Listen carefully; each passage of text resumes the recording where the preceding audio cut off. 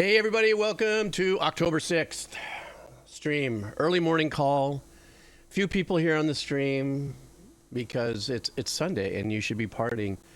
But if you're not and you're hanging out and you're just wanting to enjoy some music, we're doing it today. Last night had a blast playing the game Soma. That's on the VOD, so on the channel on YouTube. It's kind of, I had said earlier with my friends here on the stream before I started recording here, that, the very first one is kind of that me bumbling around. How do I lift this? How do I do that? And all that. But a little later, I got freaked out a couple times. And I think they've been clipped. I don't know. But I think the first time that I freaked out, I actually threw my controller. Literally. I was just sitting here going, la, la, la, la, la. And I think the first thing I got was electrocuted or something.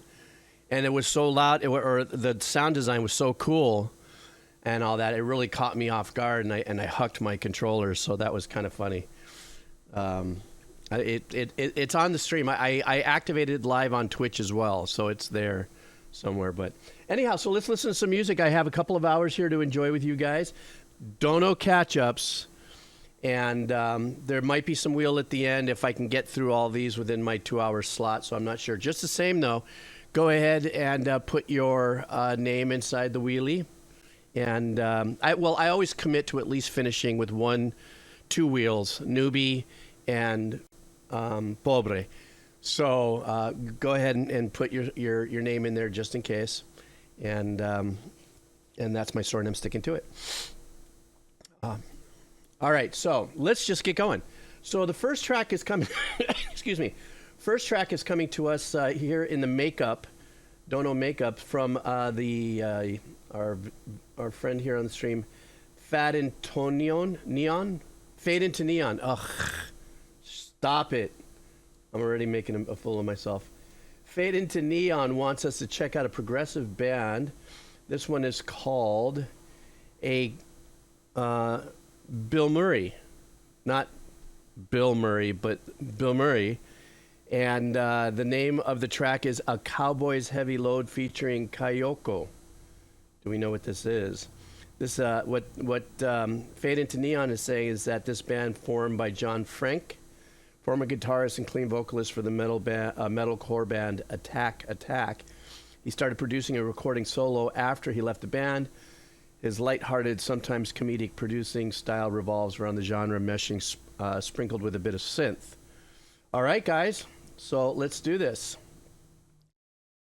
Let's see what we got here. All right.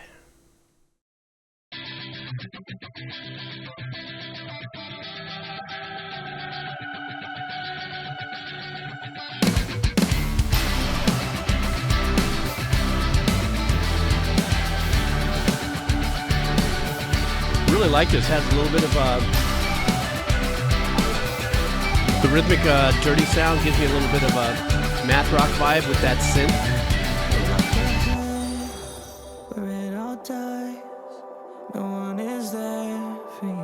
Unexpected vocal chill right there. You can't hold on.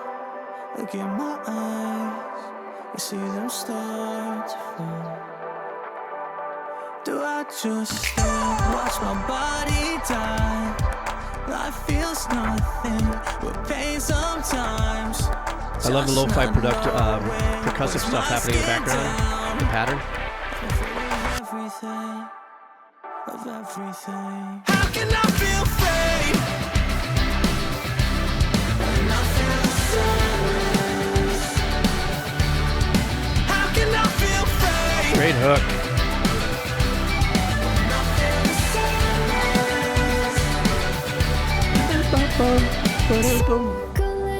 Nice little secondary level to that hook.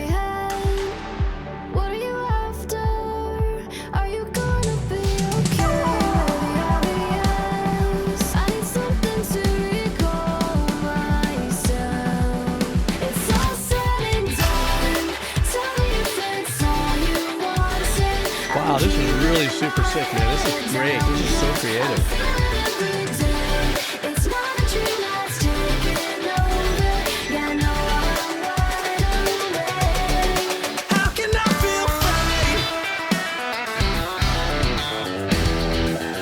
There's that math rock vibe. I was telling you, I was feeling it somewhere.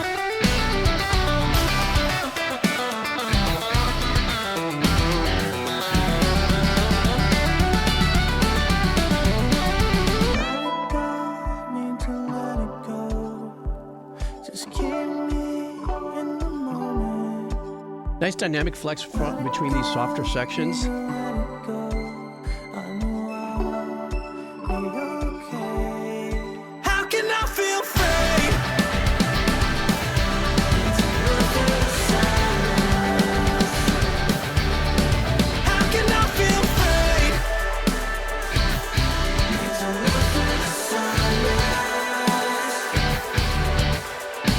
God, this section here, if the dirt was on, it'd be really genty.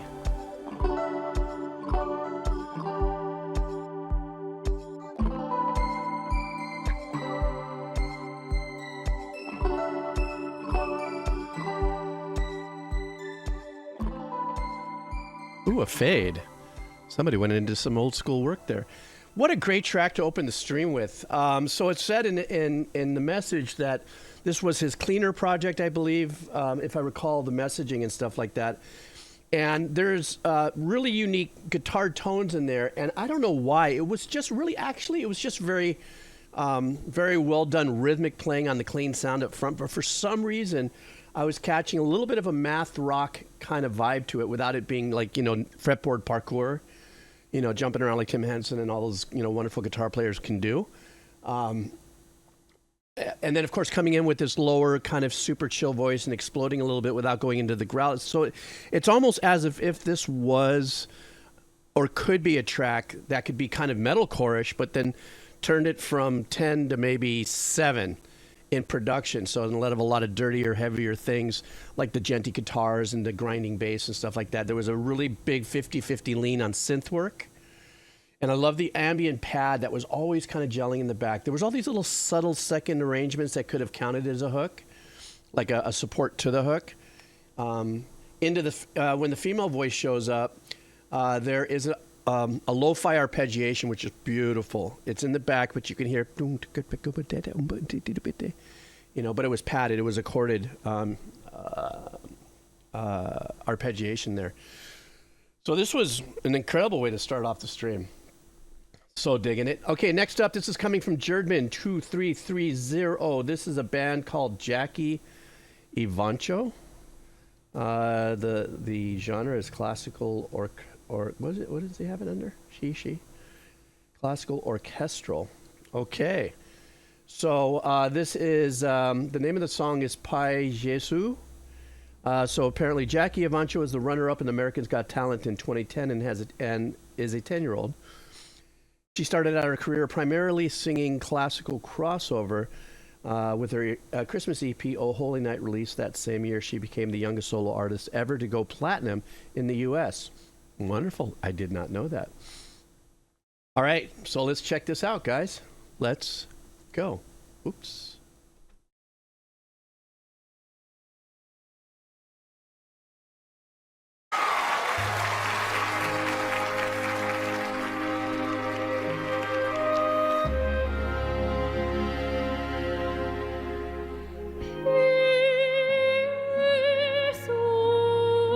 I do remember seeing her on like a YouTube highlight clips.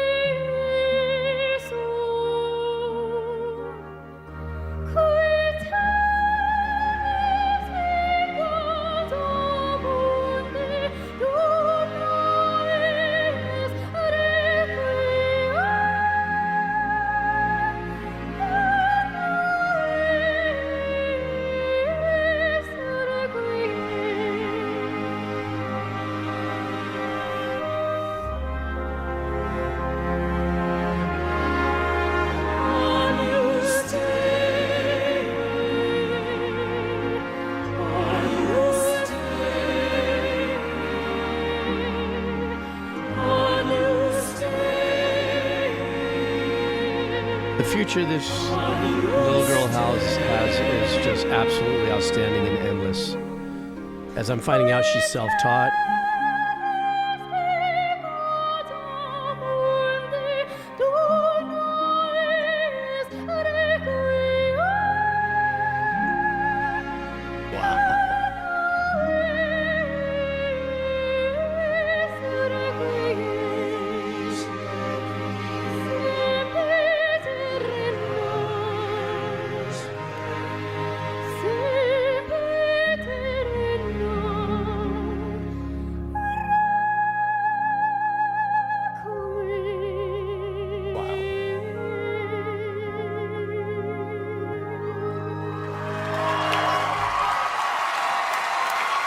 You know, that's just to watch. You know, there's nothing, you know, as far as, you know, having somebody share this, you know, with us and stuff like that. There's, I think we all have the same kind of reaction, even if you're not down for the classical music or something. But to hear a 10-year-old with such old soul qualities perform, you know, a piece of music like that, and for being self-taught, you know, that's something I was pretty much self-taught with my creative endeavors in life.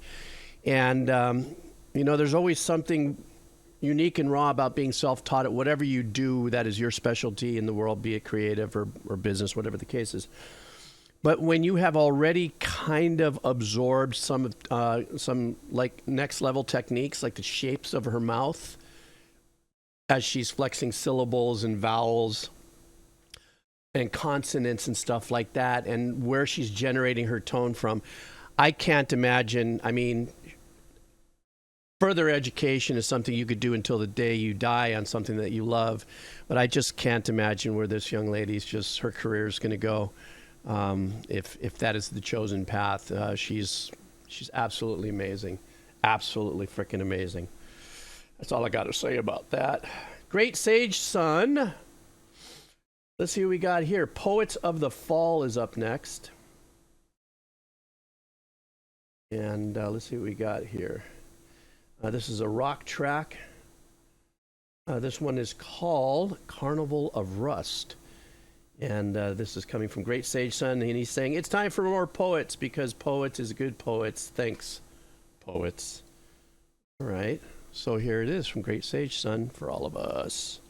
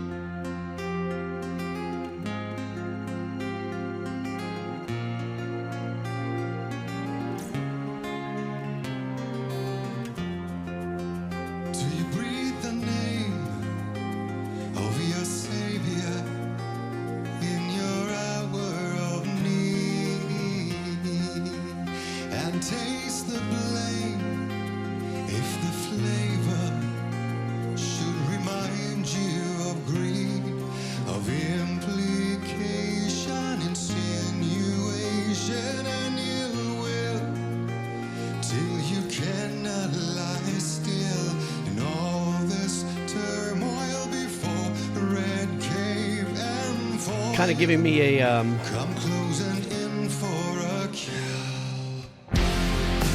like a Disturbed kind of vibe. Cause I'm thirsty for your love, dancing underneath the skies of lust. Here, feed the rain, cause without your love my life ain't nothing but this carnival of rust.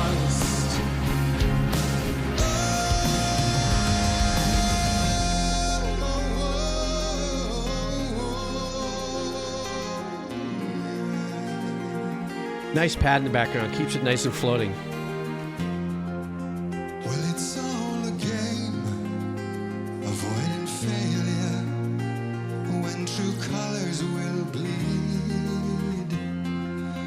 All in the name of misbehavior, and the things we don't need, and I lost for nice little break in his voice, a little yodel there. Very nice melody too. Playing around with the intervals.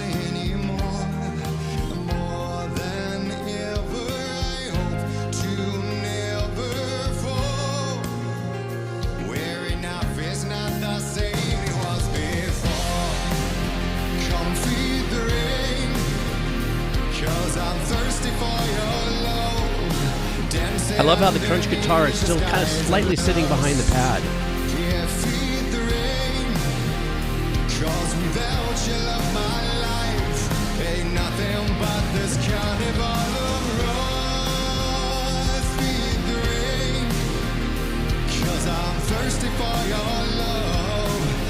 Underneath the skies of lust, here feed the rain, cause without your love my life ain't nothing but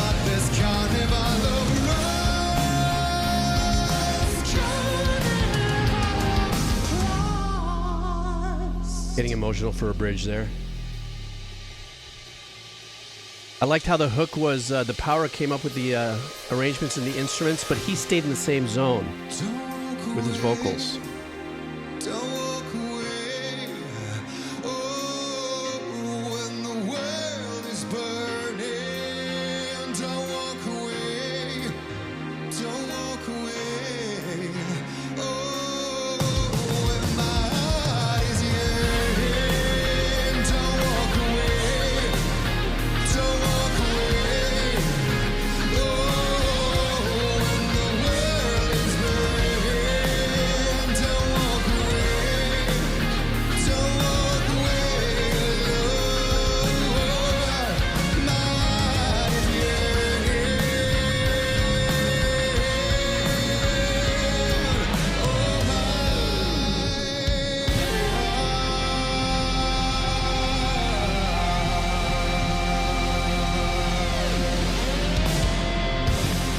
Nice bendy, Mr. Lead Dude.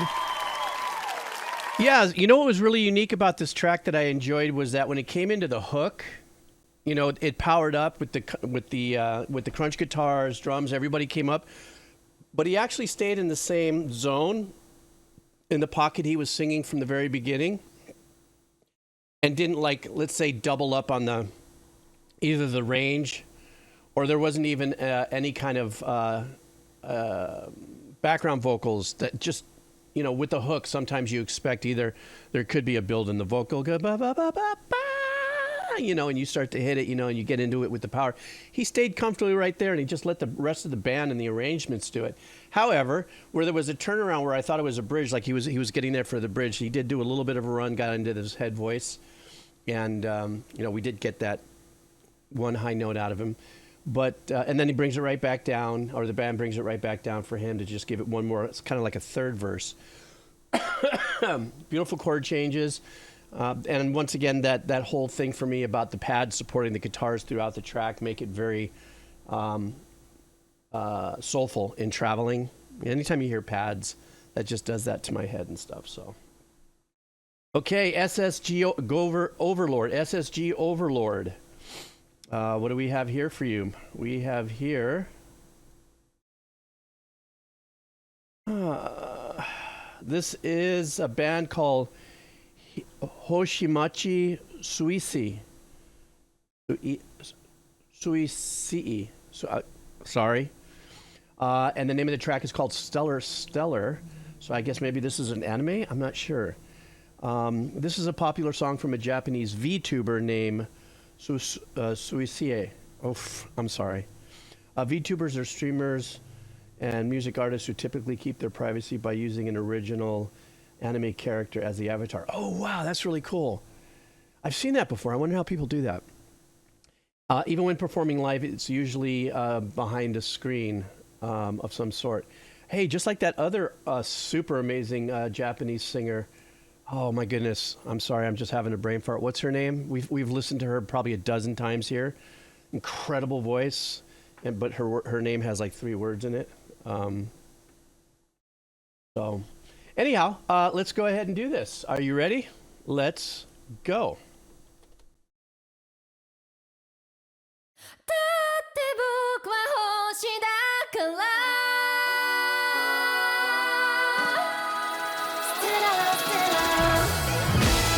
Wow, it sounds kind of Jason Collier-ishy.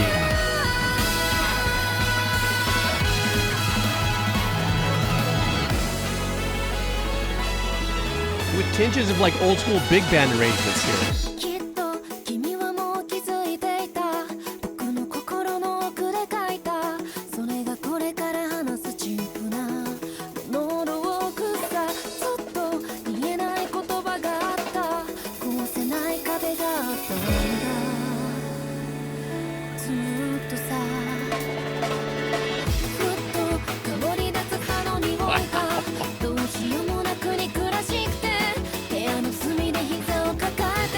Such feel-good vibes with this, man.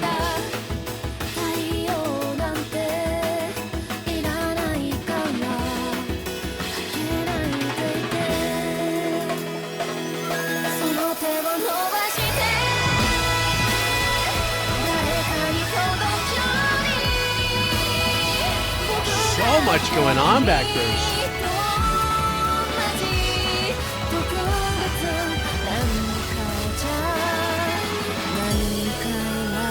Oldest story in the world, DJ. Tapping so many great talents.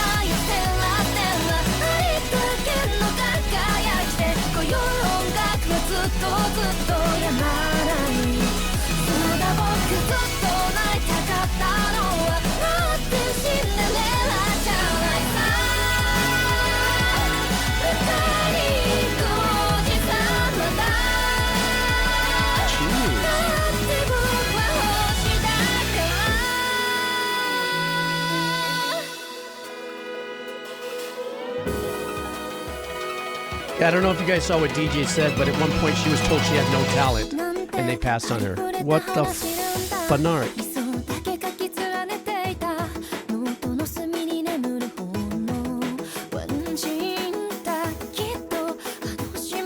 God, I love this production. Allowing the melody to really sear.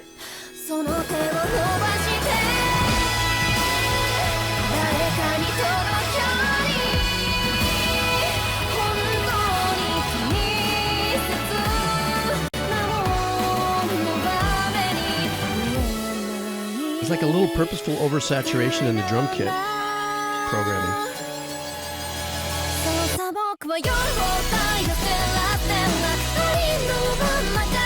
A giant fucking hook. Oops, I cussed.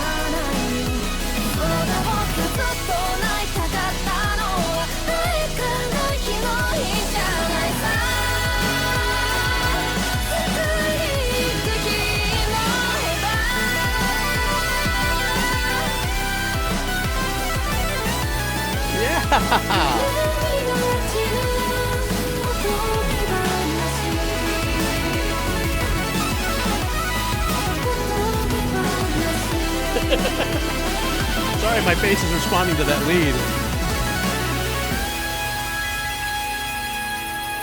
Release it.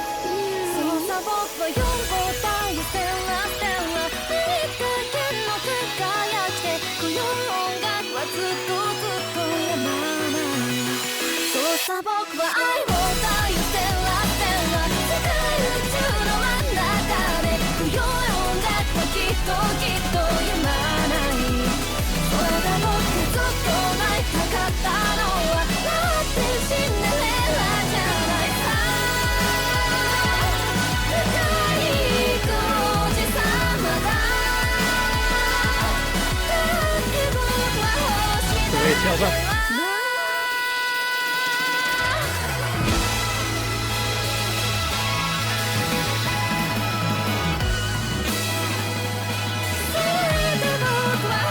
Listen to the bass work here.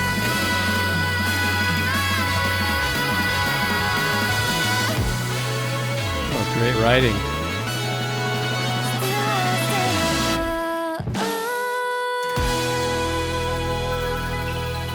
How absolutely powerful was that track? Come on, even if you're not down, let's say, for the style of music, how absolutely powerful was that track? It was so well composed, and so much time and energy and dynamics went into the arrangements on this, even though there was a lot of levels. You know, it's predominantly very synthy. But it doesn't matter. It doesn't, I mean, there are so many unique arrangements in there and uses of modules, tones, you know, whatever it is they're assigning for these arrangements and stuff. But funny enough, yeah, it's really super dense, Murph. And funny enough, though,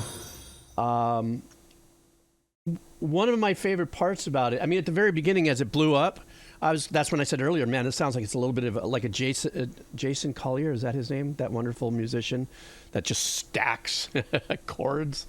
Had a little bit of a vibe of that with the background chorus and stuff like that, so I was getting into it. But believe it or not, my favorite part of the whole track are the two times where there is this, I think it's a 16th I can't remember, 16th or an 8th arpeggiation during the verses when I said, listen to this. And it says,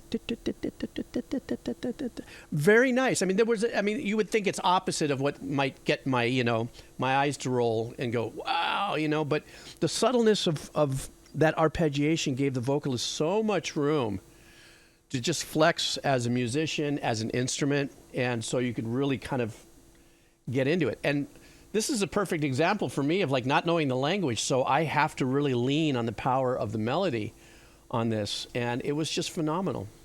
I love, love, love what the composers are doing in that part of the world and where they're pushing the industry and stuff. I almost feel like, I feel a little sad because, the confines in which let's just say 80% of the record companies at large put on artists to sound like that last hit track that artist did, so that there's not a lot of growth in these record labels. There's not even labels left anymore, but the independent works that are being out there sounding just like the other ones, where I wish I could sit with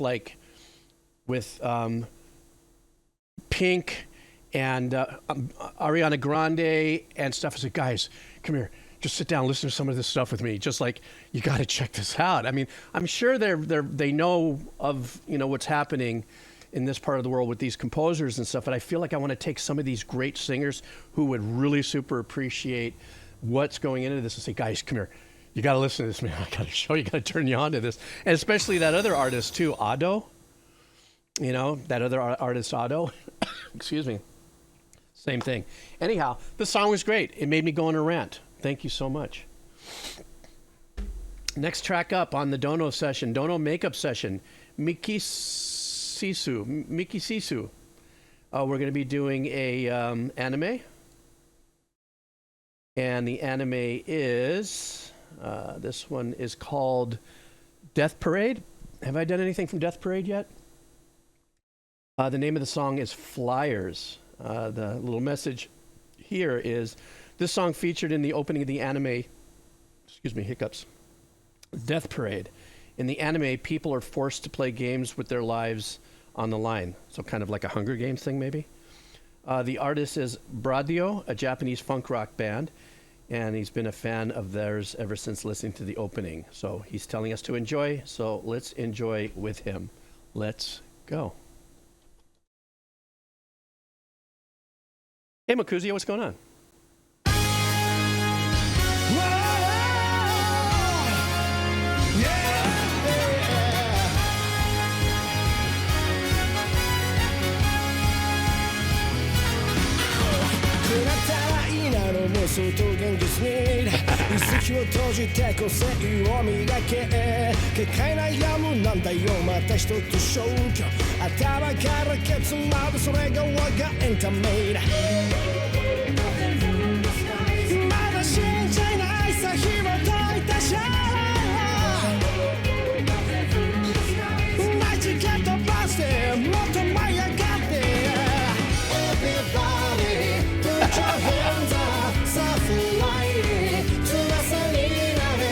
That one chord in there, kind of trippy.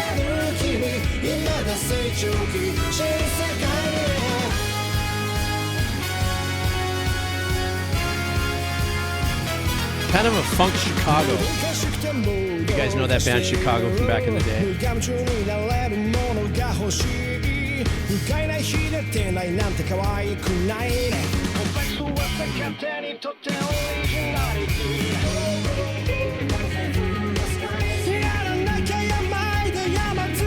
Great funk guitar going on there.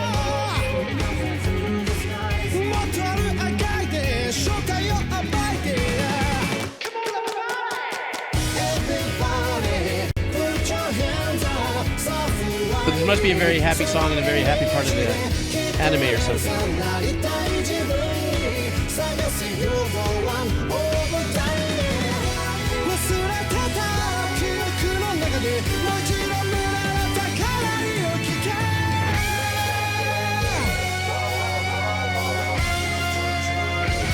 I'm trying to put in my head like what bands I can A-B to.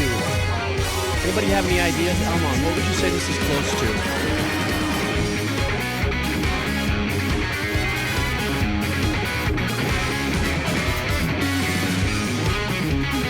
you? Anybody? Help me on this one. I'm feeling influence. I just can't pull it.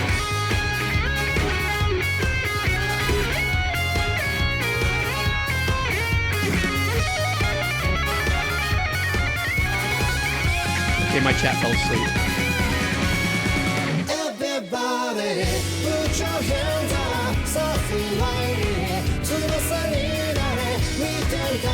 The fact that they leaned into the choreographed, that's not, oh my god, they all popped. Ah, that shit.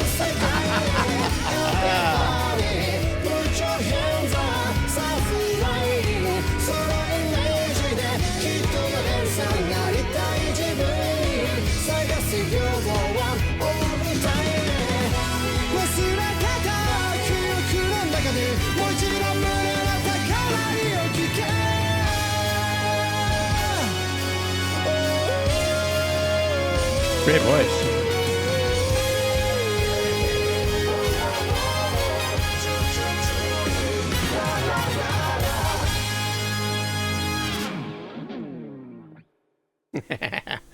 The obligatory hangout there.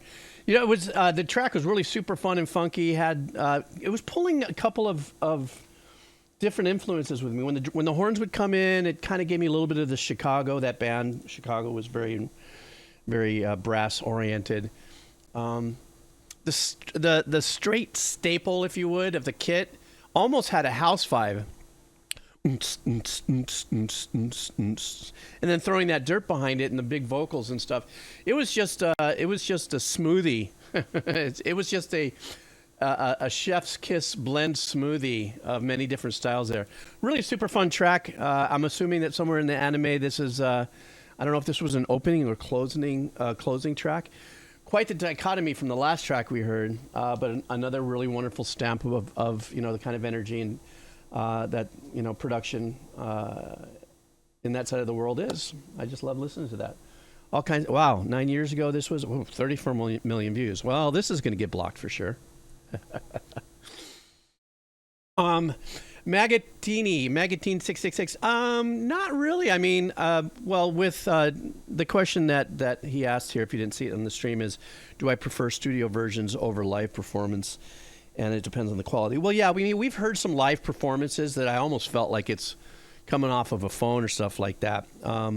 Obviously, that doesn't give optimal experience, like hearing to a lot of depth in the tones of the instruments, so you can only get so much out of it. I've heard some great live performances that obviously they're live, but what's released to the public on a DVD or something is taken back into a studio and remixed, or maybe dirt's removed, or compression's changed and some gating and stuff. But if it sounds, I've also listened, I think last week I listened to a nice long live performance, and actually the track was really good, and it came out in mono, but I was still able to get, I could still pull from it. I have to admit that I am a little bit of a dynamic snob, but I'm not judgmental.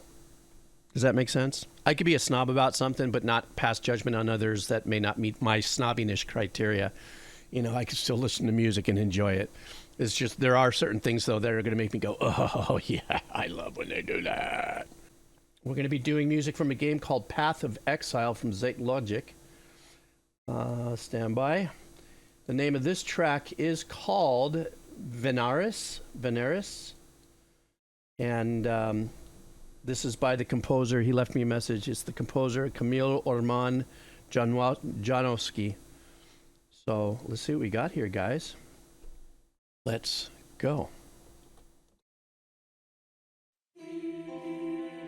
Hey, Ornai, how are you?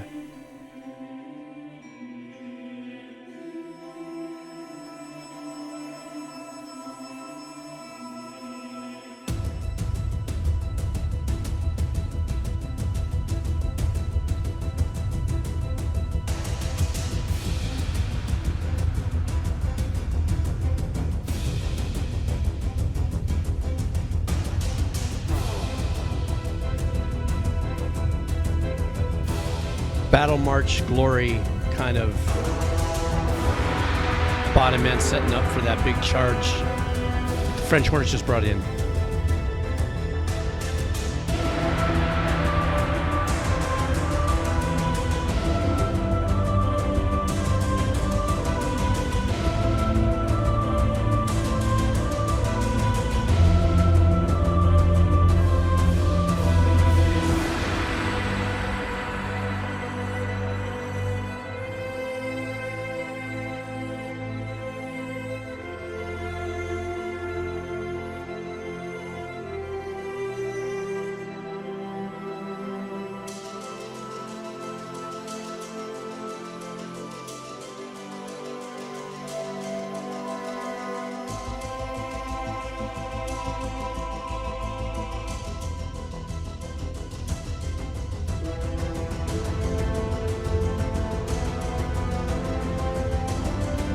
So I don't know anything about this game, but this sounds like it's something in the middle, perhaps. Not quite a boss fight, but something that's working yourself through some very heavy section or something.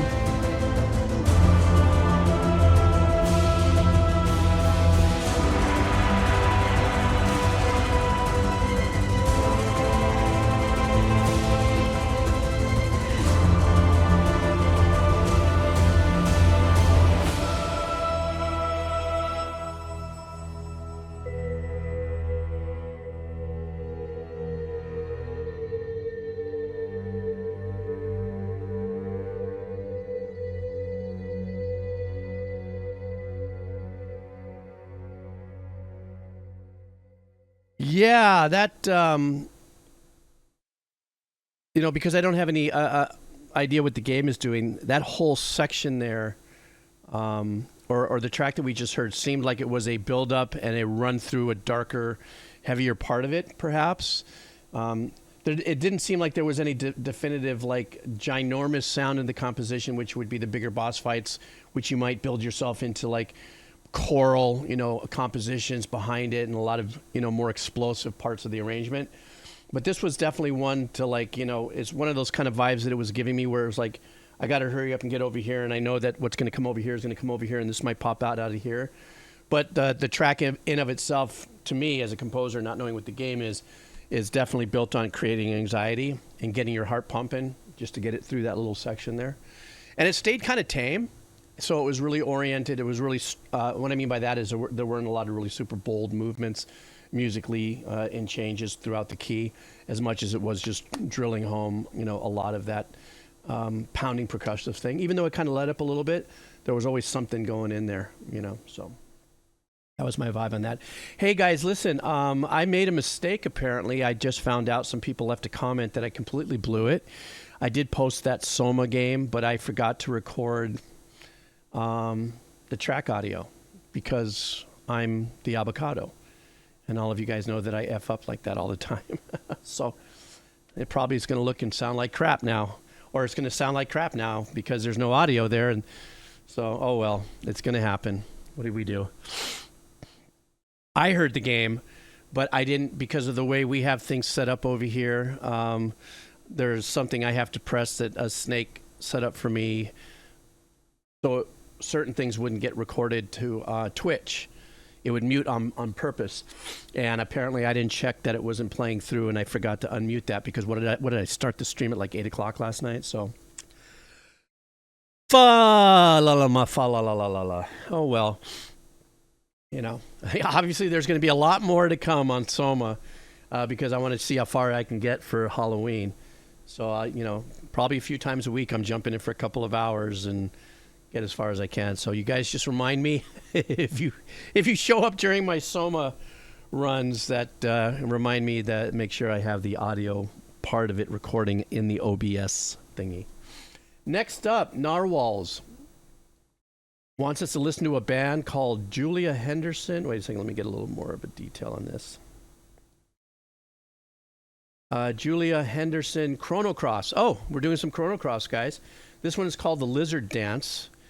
And the message is, I wanted to have you listen to the original, but all the vids on YouTube are only 2.5 minutes long. And so instead, I'll show you this awesome cover. So this is a cover, okay? So from Julia Henderson. Let's go.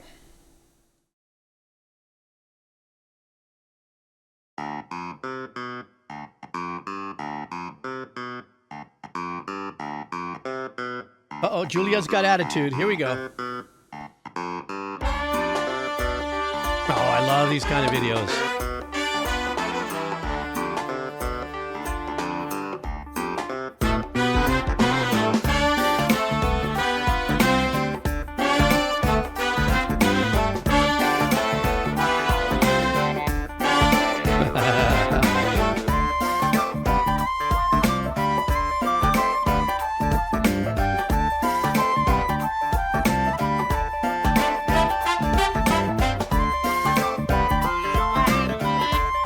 Got that Stevie Wonder vibey thing going on. And that's because obviously that clav.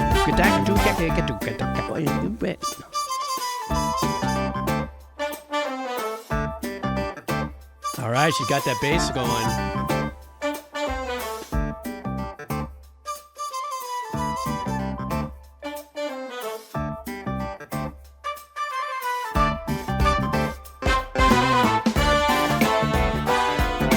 Guys, how close is this to the original arrangement? Is it right on top, or is there some deviation?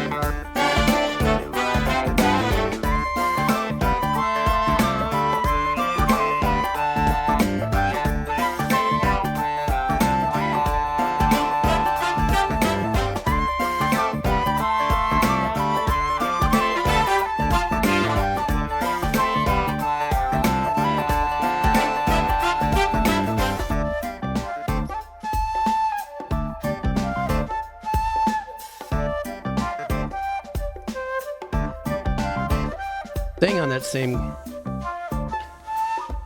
chord for quite a bit of the track. We're really showing a lot of depth in arrangement.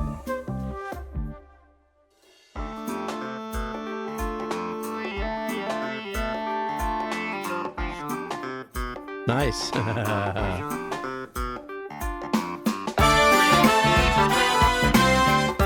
Horns sound great.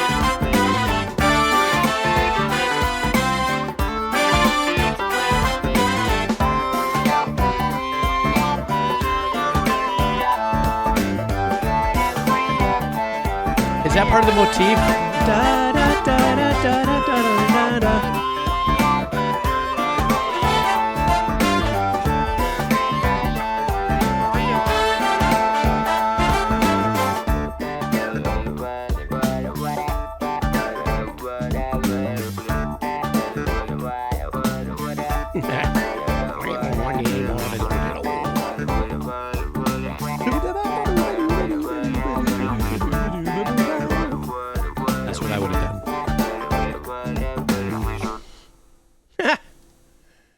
That was a fun track. Now, obviously, so that was a, yeah, that's probably the picture she doesn't want me to be landing on. How about this one? Because I don't know what the original track sounds like, but some of you guys did recognize it as being Chrono Cross. I'm assuming it's obviously because that, something like that. So I take it that must have been the recognizable melody. This was definitely kind of just gave me the vibes. I think it only gave me the vibes of Stevie Wonder because of opening up with that clave sound. You know, that was the same thing, like the same sound as Superstition. But it was also a very bouncy funk vibe, you know, and just kind of laying it in the groove and just letting it rinse right there and just letting it glide and grind with it. And that kind of stuff is really fun to have a really good time with the musicians. You're just kind of feeling it. No one's glamming out. No one's ripping out into any solo land or anything like that. Everybody's just into a nice groove here. So I'm assuming that this kind of stayed kind of close. Let's see. Oh, the original has more of a harpsichord vibe. Okay. And the melody and the flute melody is kind of it. Yeah. Well, nonetheless, it was a great sesh. I mean, it's great to watch. I love these kind of videos, and I love to watch composers that can also play multiple instruments, as we know you guys have brought to me quite a few times. Okay, next up, It Snows in Australia. Let's go. This track is by the artist Jeremy Enigk. I think we've done something from that already with It Snows. This is called Shade and the Black Hat. And Enigk. I must have done something and then mispronounced it because down in his message he says pronounced Enigk. Enigk? So I don't know if it's Enigk or Enigk. Well, It Snows. You're going to have to recorrect me again because, you know, I'm just going to always make that mistake. Okay, guys, let's see what It Snows in Australia has for us here.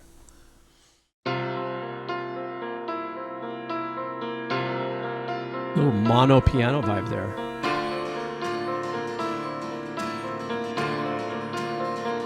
Mono guitar.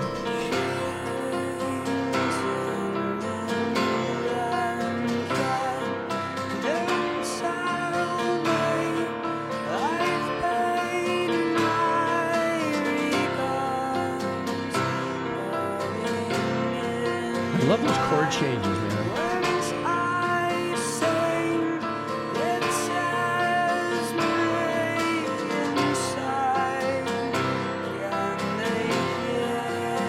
waiting for the dynamic to blow open here somewhere.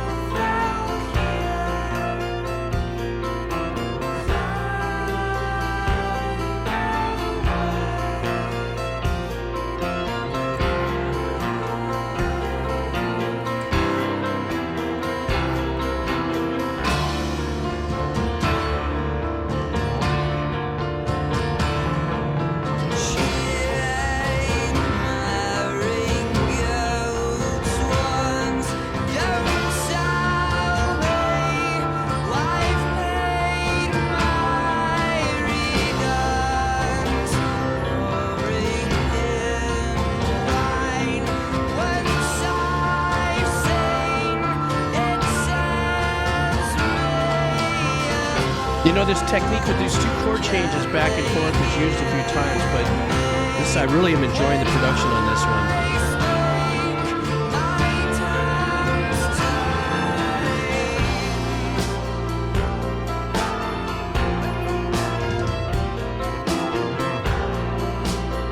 Real small string section there.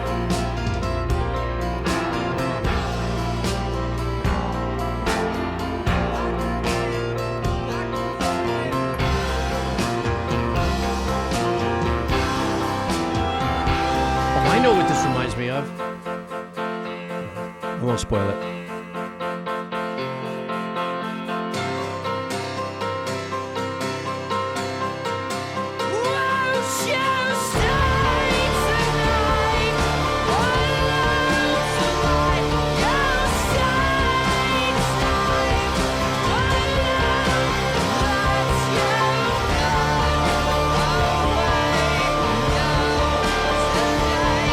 I wish the bass was just a little louder.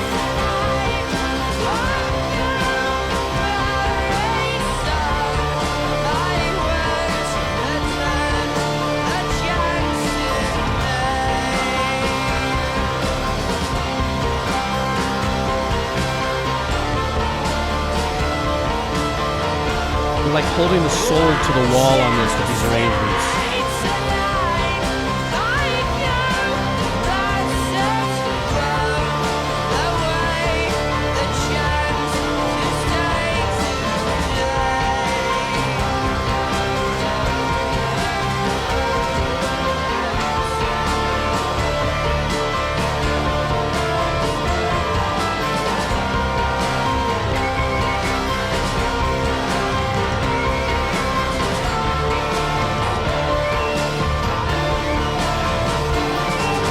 Sounds like there's some, I was gonna say tom overdubs, but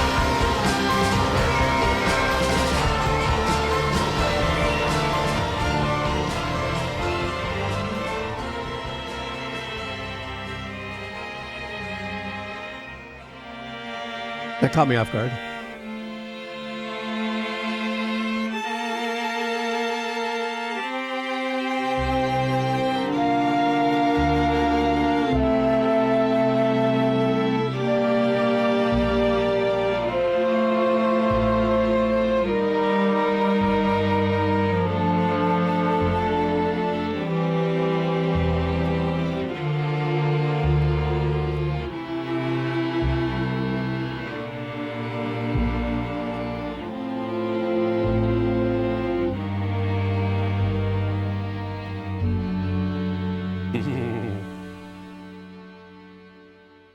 What a trippy track. I mean, I love the ending of it with the strings. Like I said, it did sound like it was kind of a small section there.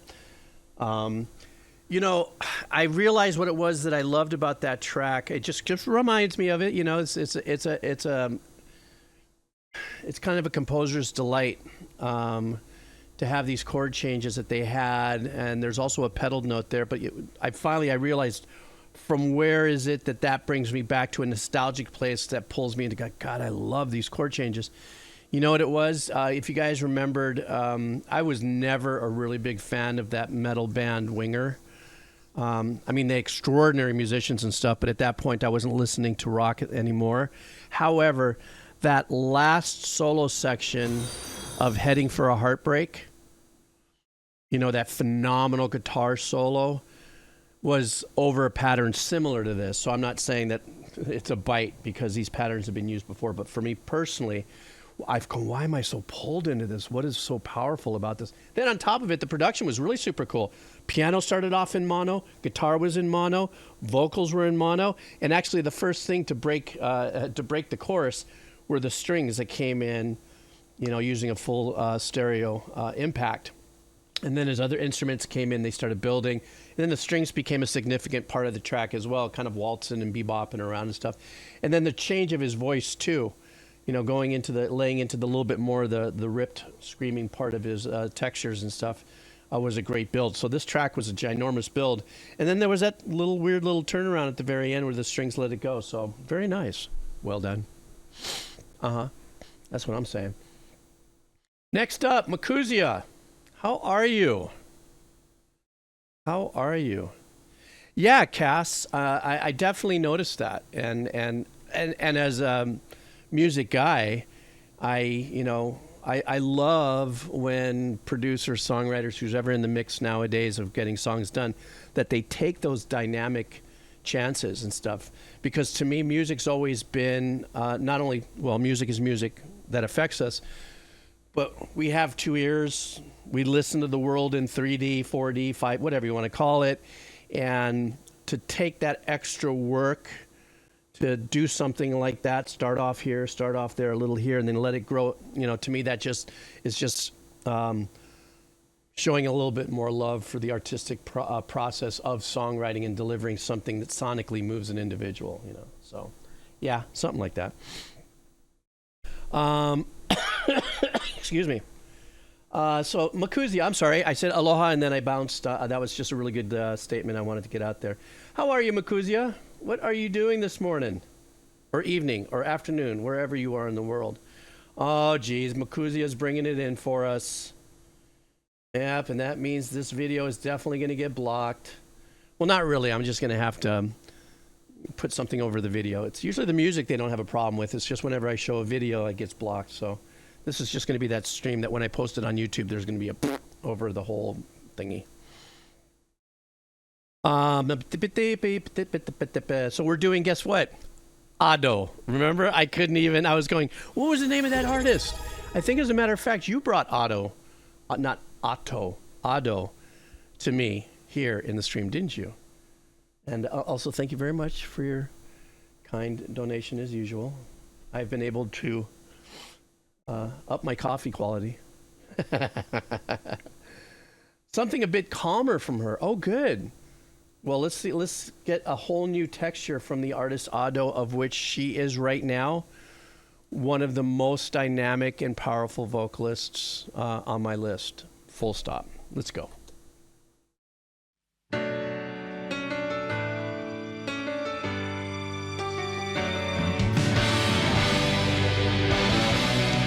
This sounds like something from Chicago. Remember I was saying the band earlier? So Peter Cetera.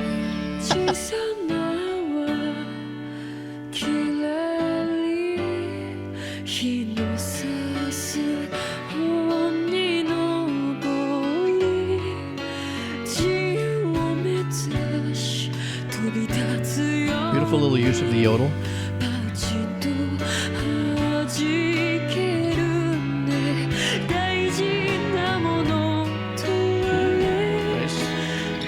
Nice key shift.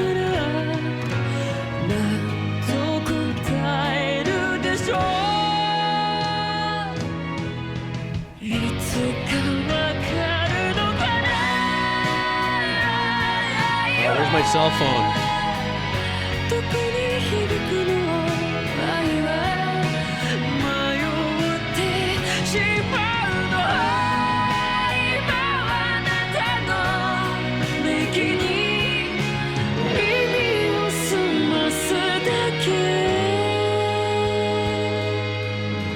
You're right, Makuzia, this is a lot more subdued.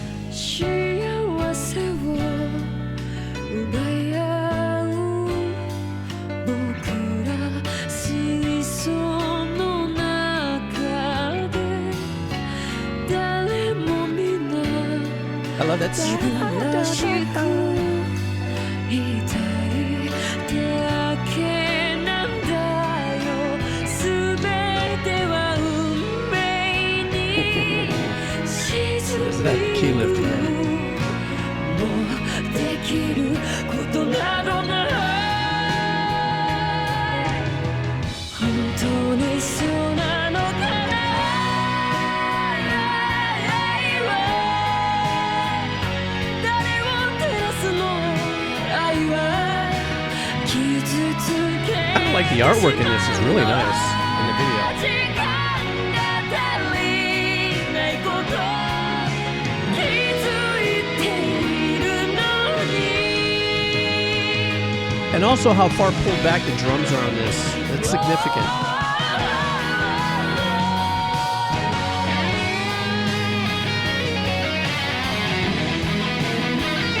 That sounded like a Jimmy Page riff there real quick.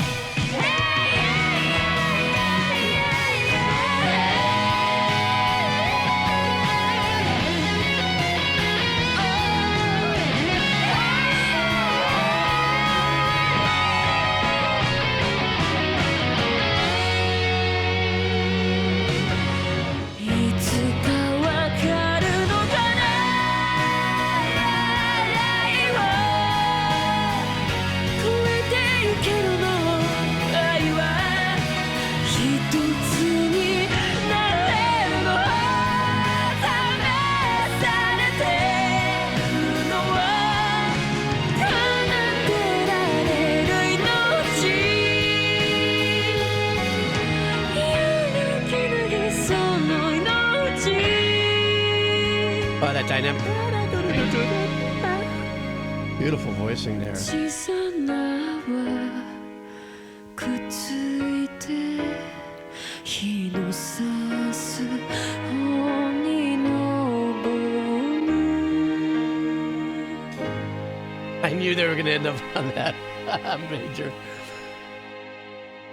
So another beautiful track by Ado, but yes, Ado. But yes, the most subdued of all that you've sent my way, Makuzia. There are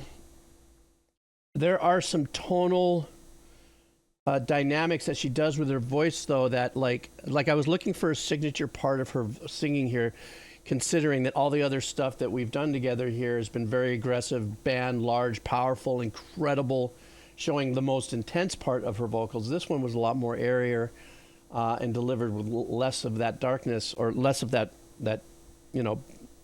chest diaphragm power blown out. But there is something that she does a few times at the beginning of the words that send that little flare that, for me, listening to this track with that purpose was like, oh, there it is right there.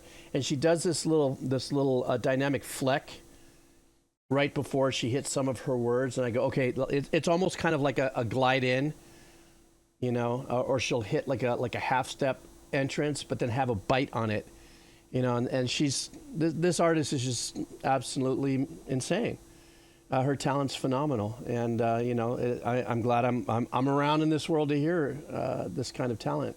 The song was really fun. It was very lighthearted. The very beginning, though, opened up like a Peter Cetera Chicago vibe, and then the rest of it really just kind of just came together. I don't know exactly what the song was about. It's in Japanese, or where it's fitting inside. I guess it's this anime. And I also was like, when I had mentioned, wow, the drums are really kind of pulled back in there. One of the things I enjoyed about the drum mix, though, is that the snare choice was a very spongy sounding snare, if you know. So it was really nice. And it was almost as if you're just sitting there, and as the drummer and the producer are saying, well, we definitely need drums in this, but we're going to put it kind of in a place where you're not going to necessarily notice it. It's not shoved up in your face. It's not even in the middle of the mix. It's sitting way behind. But because there was a lot of flowy instrumentation going over there, percussively, it's the only thing, representing, rhythm. So still the kick was coming through, the snare was coming through, but it was just one of those tracks where it was just, by virtue of also the style of the track, kind of a almost rock ballady, pop rock ballad. You don't want the drum, unless it was like, an 80s glammy, ballad, then of course they'd shove the drums in your face. Thanks, Makuzia. And I hope you're doing well. By the way, really quick, everybody, how's the weather where you're at? How you guys doing? We're in fall. I bumped into some people yesterday at the store, and they're from Vermont, and said all the colors are changing up in there. And then I bumped into some other people that were from Idaho, and they say it's slowly changing out there, like the switch is happening. And unfortunately, oh my gosh, all that horrible stuff that happened in Georgia, but now there's that Cat 3. It's going to turn into a Cat 4. That's just going to cut right across the middle of Florida. Man. And I count my blessings too, because you guys know where I live. And we're always, man, hurricanes go, meow, meow, whoop, meow. We haven't been hit by anything in over 30 years, but that was a Cat 5. But still, yeah, we're just right in the, just mahalo ke akua, that nothing has, sat right on top of us and worked us, so. And I know in the UK, though, hasn't it been super rainy also in Europe? There's been some things I've seen on the internet about some pretty insane flooding that's going on over there, You're going to have a shortfall, are you, in Tennessee? I got lucky. And Mason Getter, my country. What is my country? Where be you be? It's rainy over there. All right, let's continue on. Next up, The Driver 458. Oh, county. Oh, you did say county. I read country. Sorry. Please, I hold up the old man fail reading thingy here. All right, let's continue on. This next track is from The Driver 458. The name of the band is Knife Party. We've done something from Knife Party. The name of the track is 404. Ooh, like the 404 error, I'm thinking. First message is, be careful, everybody. If you're sensitive to strobe lights, this one's going to be flickering. And then his message is, I'd like to think this track was created because a Knife Party's DAW kept crashing while creating some of the tracks. Oh my God. You have no idea with the DAW crashing in the middle. Oh, I saw my uncle hurl his monitor once in the 80s when in the middle of something crashed. I'm like, great, now we got to buy another monitor. And at the time, though, that was the Atari 1040 ST. Anyhow, I digress. And they were so fed up that it took errors and sounds they kept hearing to make the entire album out of it. So this is what we got. This track apparently is based on the 404 errors. Let's go. When we say computer, we mean the electronic computer.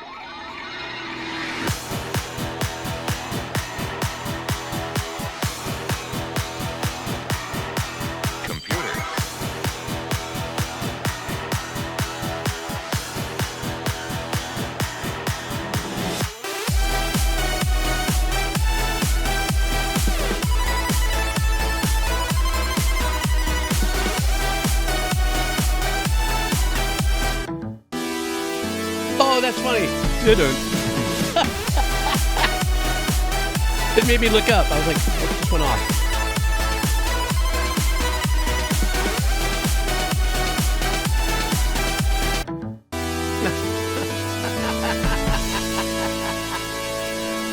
Dun-dun.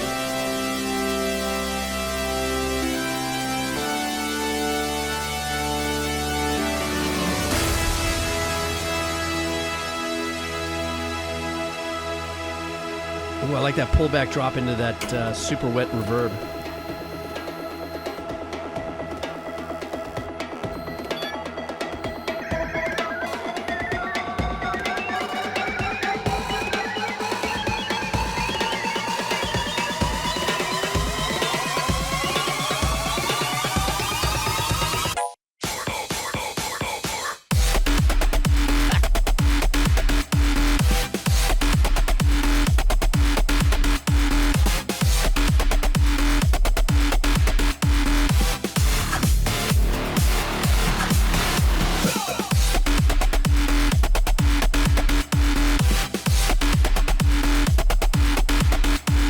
it's done so well. I'm always amazed at people like this, and the EDM thing is just so...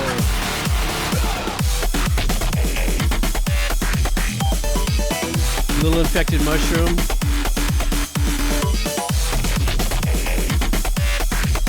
A little bit of spangle.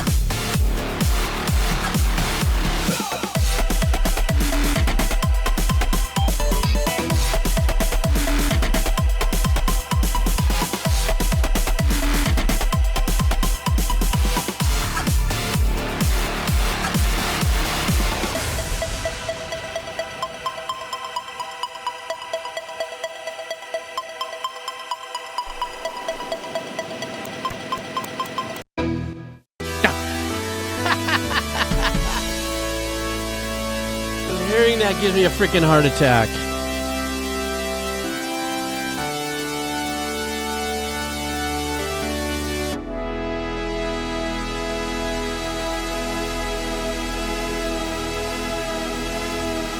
Nauseating vibe right there.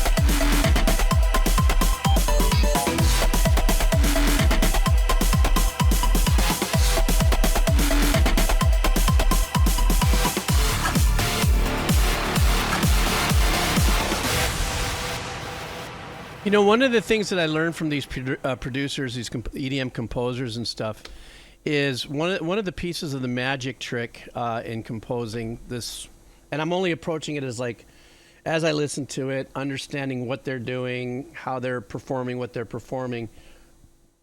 But as repetitive as some things sound, some of the bigger magic to this is the sparsity in which parts of their arrangements come in and out.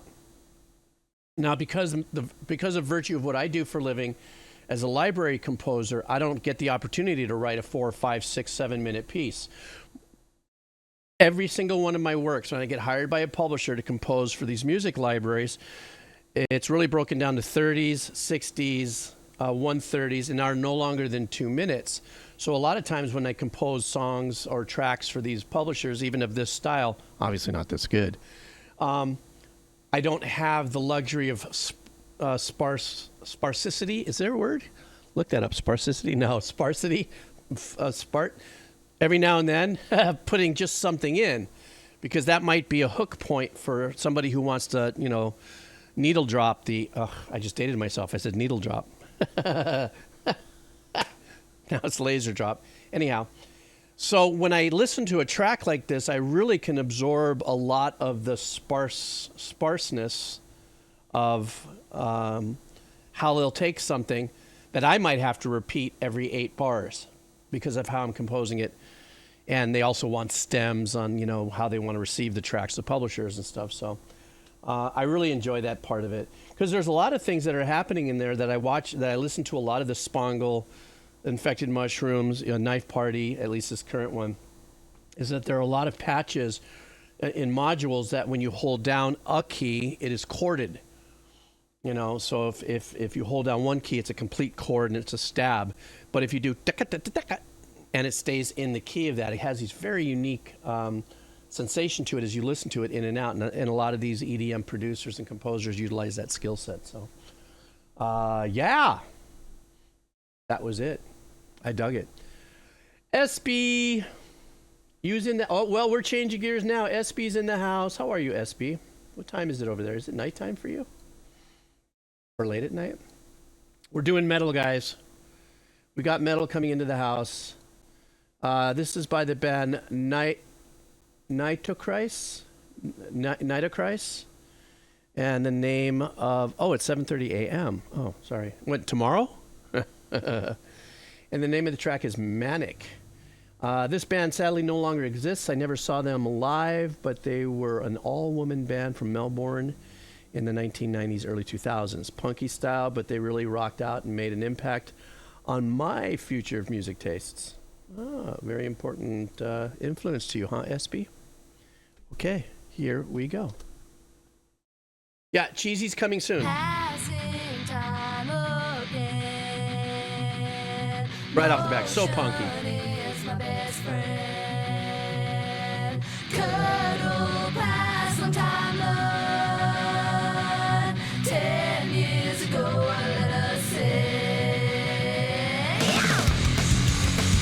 Oh, freaking authentic. Let's go.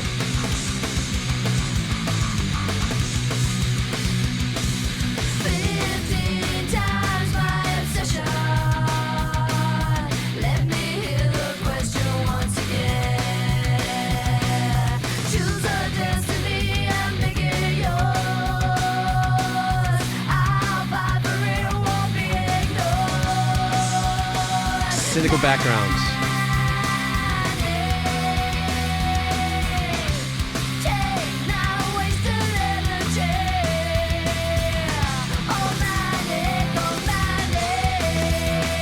Drummer's crushing.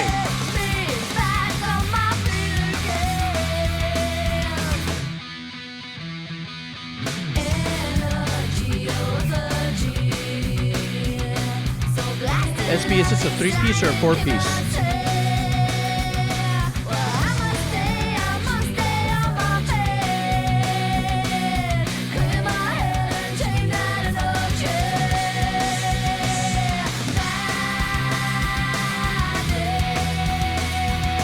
They kind of have a Stone Temple Pilot background adjacent. Background vocals.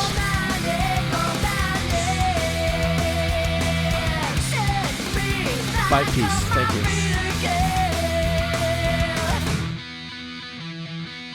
I think they're a little harder than the Bengals, yeah? SB? Or at least this track.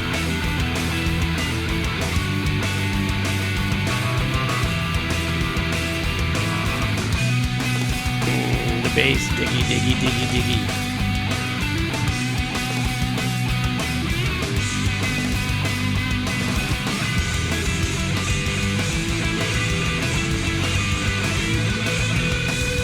Yeah, some layering with the guitars going on there. That's fine for the recordings.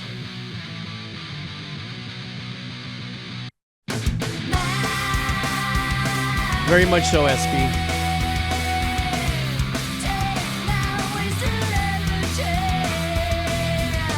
Guys, focusing on the bass tone.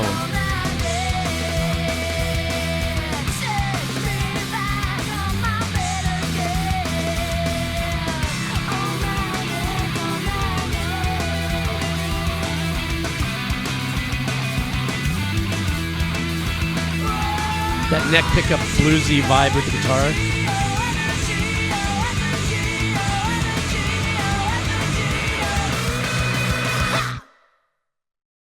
Badass track, SB. That was an absolute badass track. I thought, you know, super punk. I mean, real authentic punk right off to the start. The fact that it was all women didn't phase my authenticity of feeling that punk vibe. Has nothing in my head, you know, as a preconceived what I might expect. The Bengals thing, I think that I don't know if it's maybe the tone of this recording or whatever the case is, but I think that this is slightly more banging, though they're in the same pocket, you know, of performance and authenticity. And then after you said, well, Bengal backgrounds, I kind of associated that. I'm listening in my head to Bengal backgrounds. I'm going, yeah. I mean, obviously it's the tone and the shape of the sound that we're hearing, but I thought that the arrangements were slightly more Stone Temple Pilot-ishy, kind of going in there. I like the guitar tones. I loved all the little layering, though. A lot of times, when you're recording, I think in any time that I've ever recorded a band, back in the 90s, 80s and the 90s when I was an engineer, mostly as an engineer, not so much as a producer, but listening to how the producers, or in my mind, would be the decisions to be made that, it's only 2 guitar players, but let's do a lead here with a harmony going on here, because what will happen is during live, one guitar player can pick up, the heaviness of keeping the basics of the guitar down, while the other guitar player can go, live and do the solo and not lose any thickness of the sound, in a live performance. But I really super dug it. And this was actually never heard of the band at all either. And yeah, it's too bad they're not together, because they just absolutely smashed. Next up, Kairu, it's you. We are doing something. Oh, you love the Earthbound, don't you? We are doing the Earthbound. Wait a second. What the heck just happened? Here it is. So we're doing Earthbound.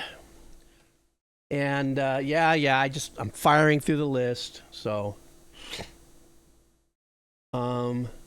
this one is called Flying Man. So this is a fan music video. So this is not is it a fan music video to the original track, Kairu?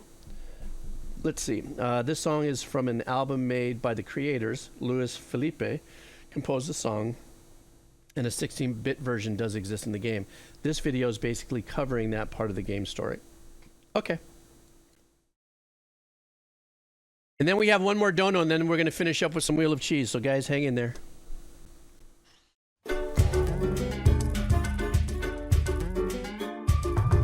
I hear ukulele. He's playing the ukulele. Yay, ukulele.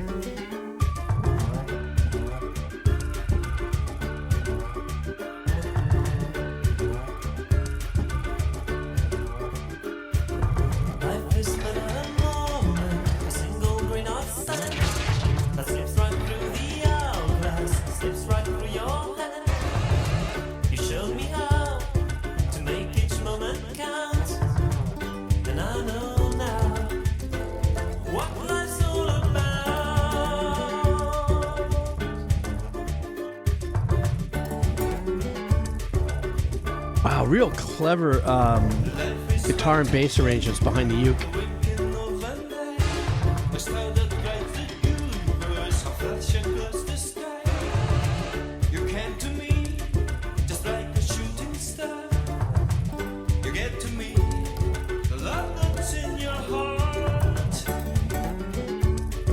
I love that. Do-do-do-do-do.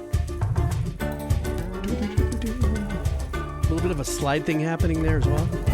When you live for love, how precious life can be when you give your love.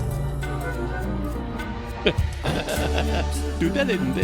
If only for a moment, it's a miracle to see. That's so quirky in that.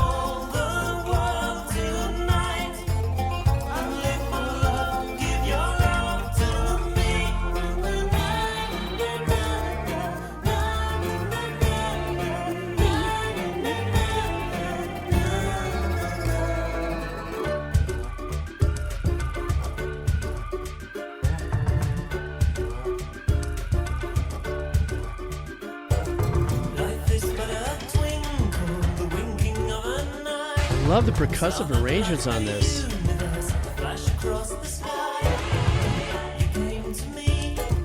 Is the character this guy here with the little striped outfit? And then maybe the artist is the protagonist, the guy playing this guy? Doodle-doo-doo-doo.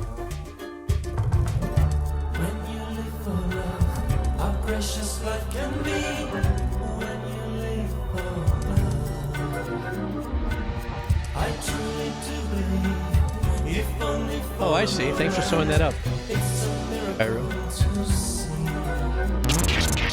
So trippy what they do there.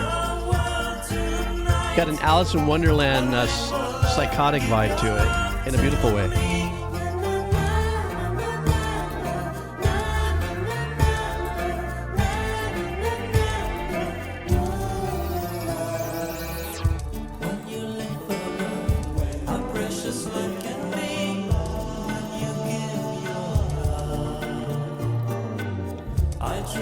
A little bit of a Beatles vibe as well.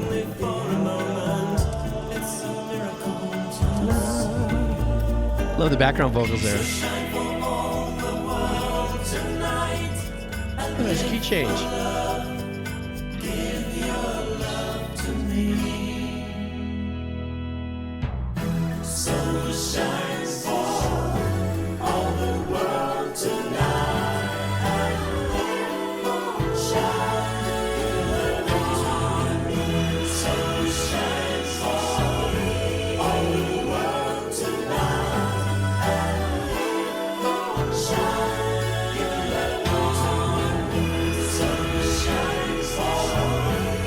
Nice.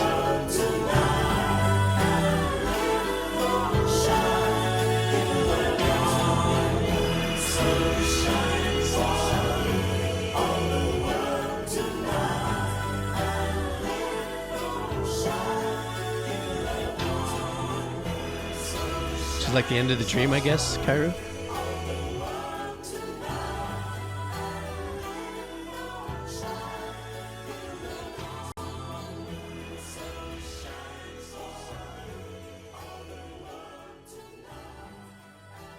He says there's more music to hang out. Stand by. Like the dream is going away.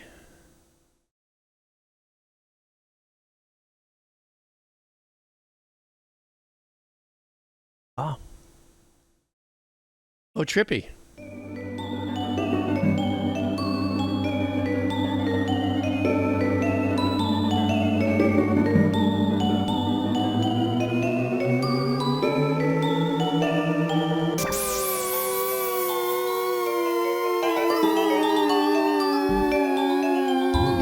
Wow, this is like a bad peyote trip. It delivers the message well musically. What I'm saying is it puts you in like a woo. Kind of a disoriented purgatory. Is that it? Nope, there's still more. Okay. Yeah, bro, it was a bad dream. Wake up.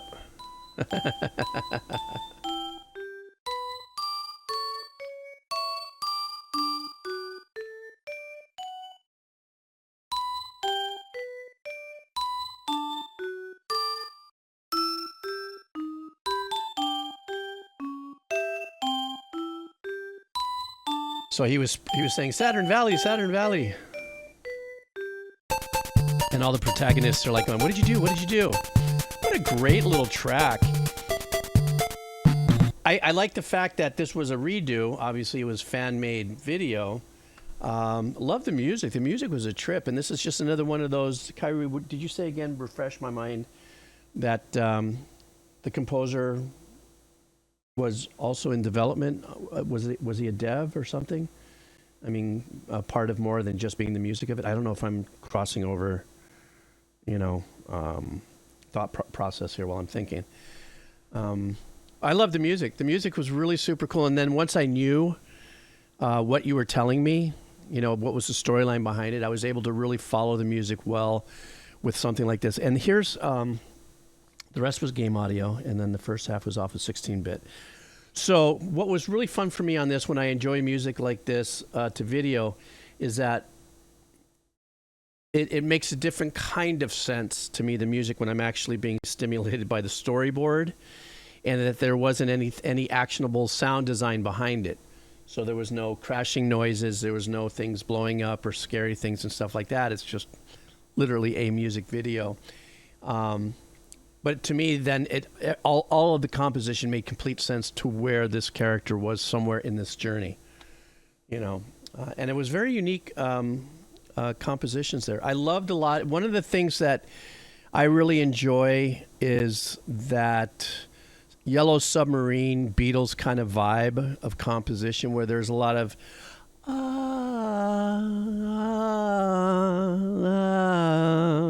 background vocals that are part of the arrangements and stuff while other things are happening there. I think sometimes that's part of a sadly underused arranger composer's toolbox in music, unless of course then I'm just acting like an old fart composer, and of course it is just my opinion that I like that, but I like it when I hear stuff like that. When I hear composers go in there and went, you went there, you went there. All right, guys, we're doing Wheel of Cheese. Are you guys ready for Wheel of Cheese?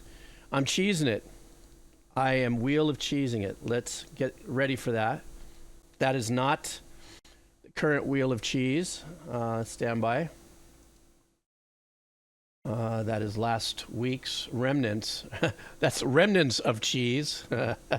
That's cheese trappy, rat trappy, cheesy remnants. And let's see what we got here. Let's start with a Wheel of Cheese from our new friends and visitors. For those of you who've never done this is Wheel of Cheese, that request that's been pinned on the top of the chats. The rules are nothing over 7 minutes. If it's over 7 minutes, it's an automatic punt because I try to get in as much as possible. And this is a great opportunity for people that just are lurking and stuff to hang out and we listen to some music together. So let's go ahead and let's do this. It's blue cheese. It depends if you had a drink before, then it is blue cheese. You just have to spell it B-L-E-W. I'm sorry. So bad. I suck. I'm just going to shut up and let's just go. All right, this is some of our noobs here. Let's see what we got here. Small wheel, guys. Are you ready? Small wheel. Let's go ahead and let's cheer on some of the new people that have been drawn. These are all new names to me, so these might be some of the lurkers in the back. Here we go.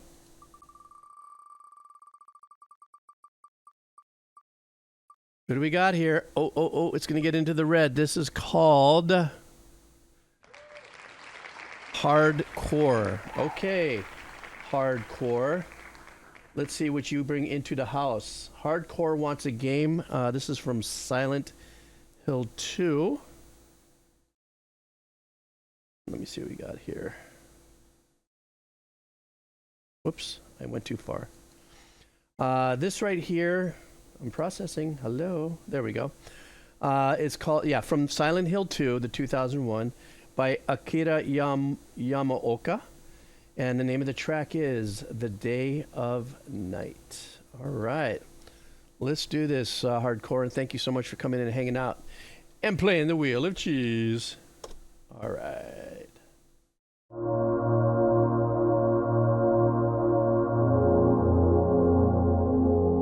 Ooh, ambient darkness. I love this.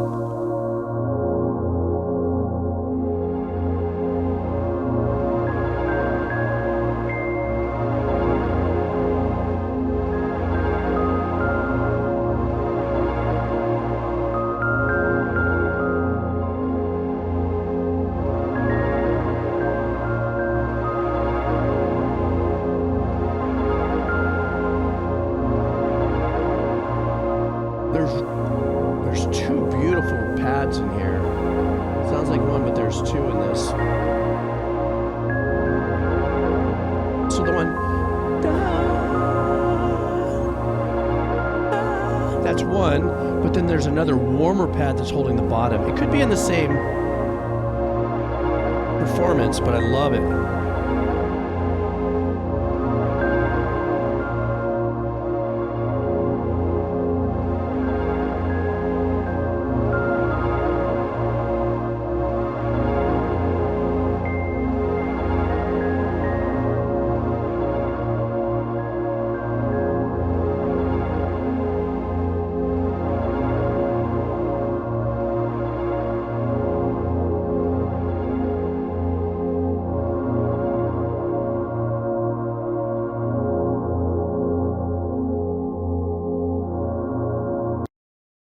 That's a hard stop, obviously. So hardcore, you know what I love about this track is for myself, I just love the ambient ethereal experience of composing. It's just also where my head's at right now at my age. A lot more spaciness and stuff. I've done a lot more of the heavier lifting, if you would, of composing with tons of things and changes when I was younger. But now I seem to be in this very mellow vibe. And this is a really great example of what the ambient ethereal composition style can do for not only scenes. So apparently, I think Judgment Kazi was saying that perhaps this is a piece of music that might be playing during a safe zone in the game or something. And that's what the essence of this kind of ethereal composition and stuff like that, depending on the chords and the key you write it in, obviously, kind of gives you that kind of respite. You know, if you listen to those kind of pads and, you know, those open, like what I do on my track, on my YouTube channel, Sounds of Tranquility, of which I'm releasing something new soon. A lot of the stuff, the work I do there is pad oriented, because what I try to do is disengage the mind from the monkey chatter. You know, that's the reason why I write it. I just put it out on that channel. But there is a power to it. But in this case, there was three, maybe four elements. So you had the da, da, da, da. But you had on the left hand a more warmer, softer sound. It could have been from the same patch. And then there was only two other things that were breathing through it. So if this was a rest area, it kind of had kind of like a place where you could sit down, you knew you were safe, and it was kind of like a, you know, it's just sigh, breathing, and chill before you get, you know, led into the next one. So anyhow, yeah, that was a great track, Hardcore. Thank you very much for bringing that to us. Okay, here we go, guys. Queso pobre, you know what this means. This means everybody in the house. Excuse me. So sorry, that was just so not cool. Let's go. Let's see how many people here are on Queso Pobre. Oh, crap. I did it wrong. Stand by. Okay, here we go. Hey, yeah, we have a comfortable, I don't know how many folks we have here, but I know that coming in this early on a Sunday, we'd miss out on a lot of our usual suspects, but totally Skippy. Oh my God. That is the elementary school cheese cuts for everybody. Okay, here we go, guys. Are you ready? Here we go. What do we got here? Ew, will it get into red? Oh, no. Oh, my goodness. Somebody, hi, Drago. Can somebody explain to Drago what this wheel of cheesy is? So, Magnus Fio, you win. Barely, just like by the hair of your chinny chin. Let's see what we got going on here. This right here is another game. Okay, cool beans. We seem to be fairly game-centric on this stream. This one is... hang on for a second. Oh, I lost the name. Hang on. Wait. Why am I having a brain fart here? Oh, here it is. My bad. This one here is World of Warcraft. And this one is called A Call to Arms. Just in case you need arms, you make a call to arms here. So let me go here. Pop this open and let's go.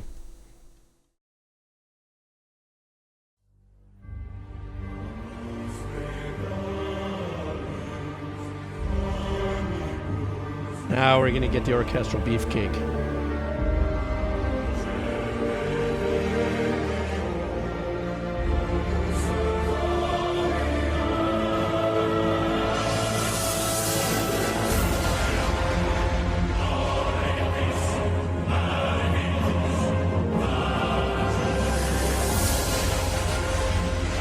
The audio file is kind of trippy. I don't know if it's degraded for the transfer.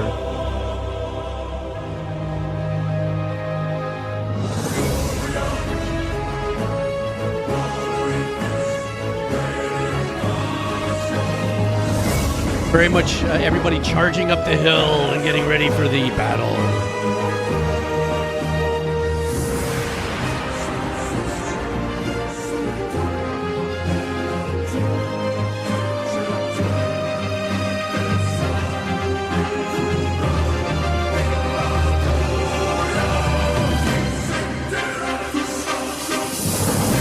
this one of those games that also has its own language?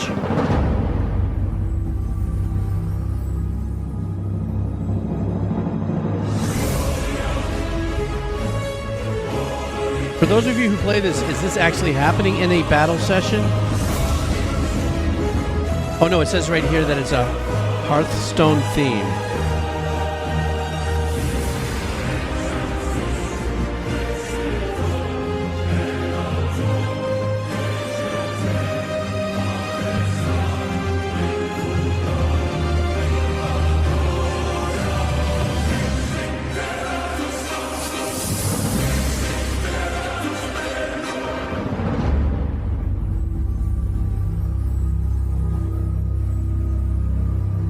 As they gaze over the ginormous valley of fog with fire in the background, you see the opponents on the other side in a world.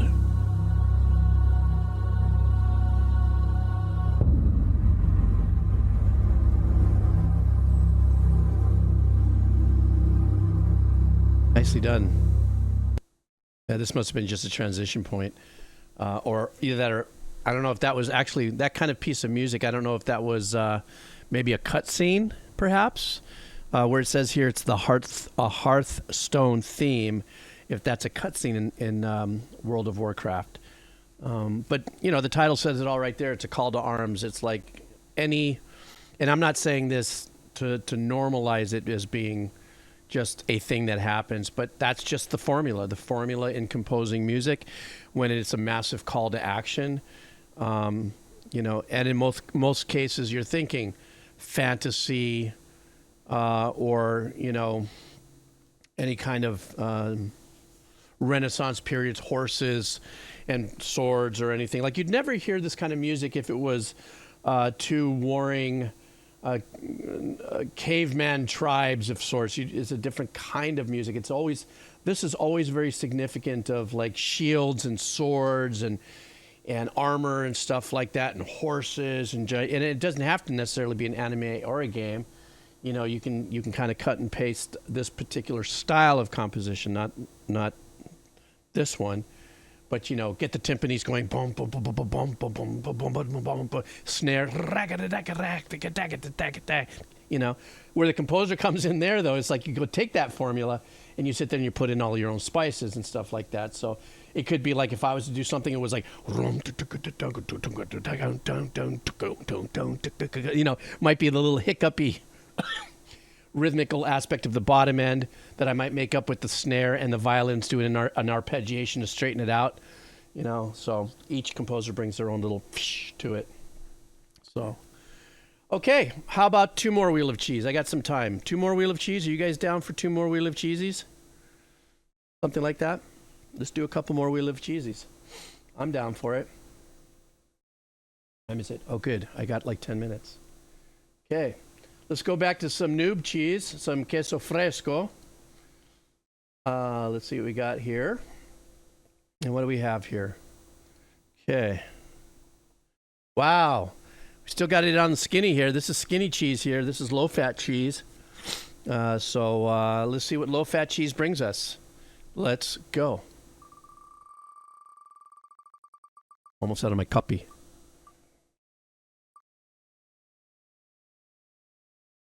All right.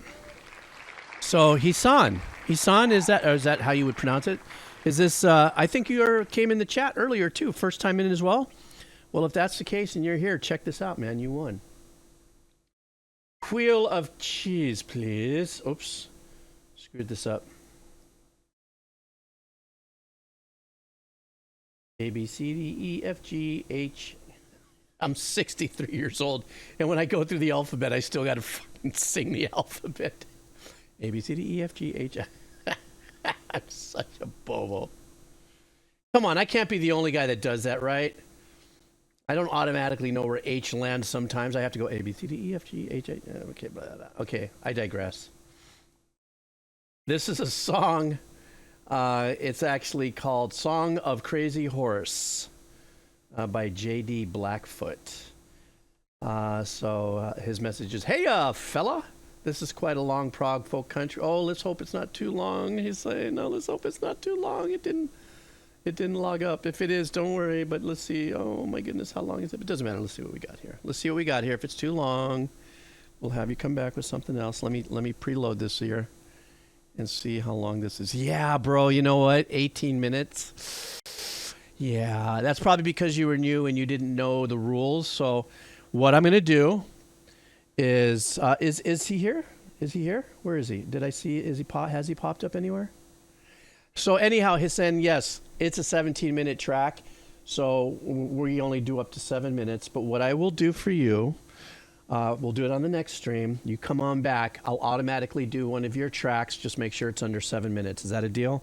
How about that? I'm always good with that, and I'll be back on Wednesday. So you come back in here on Wednesday, and we'll hit one of your tracks since you did win authentically, and you were new, and I didn't say the rules early on. So. Get another one ready for next week, and we'll do that. Okay? I hope that's cool to you. Is that cool? No, don't be apologetic. Don't even apologize for that. You didn't know. You didn't know until you knew. And so I look forward to listening to your track next week. Okay? So we're definitely gonna do your track. All right. Well, so let's go ahead then, and I'm gonna spin. Just remove our friend here, and let's go ahead and spin. What's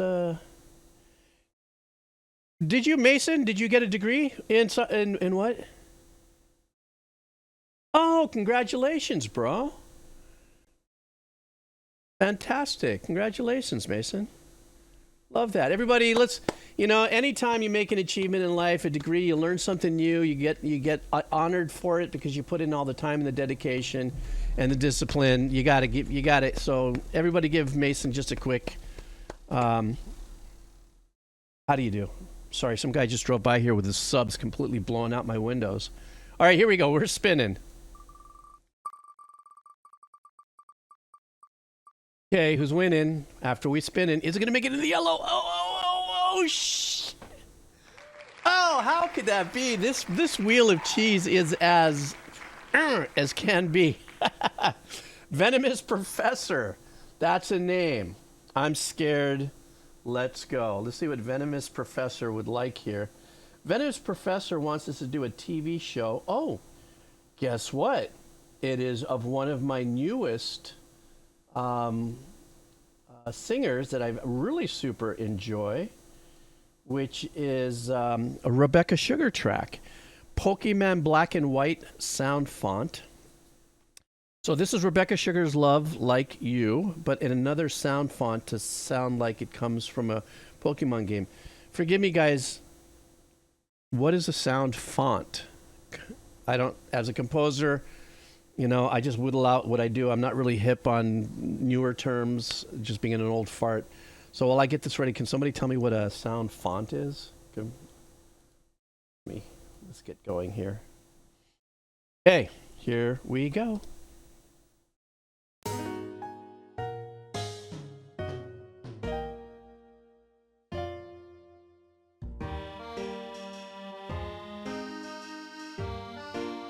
Oh, the same instruments. Oh, okay. Thank you, guys.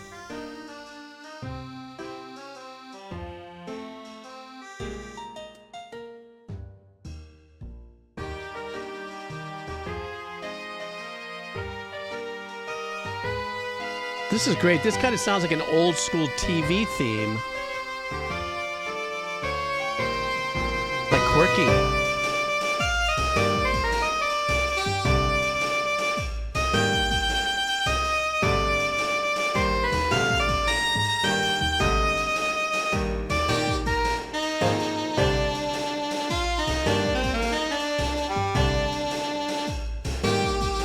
Supposed to be like a saxophone. Lisa, thank you. That's a good description. Ooh, funky note in there.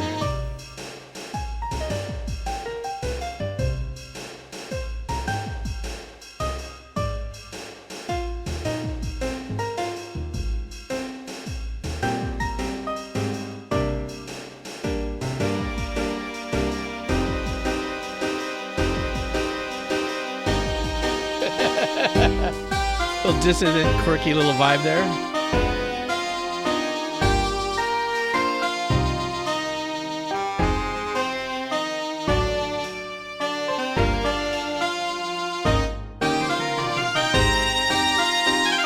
Still super cool, regardless of the tones of the instruments.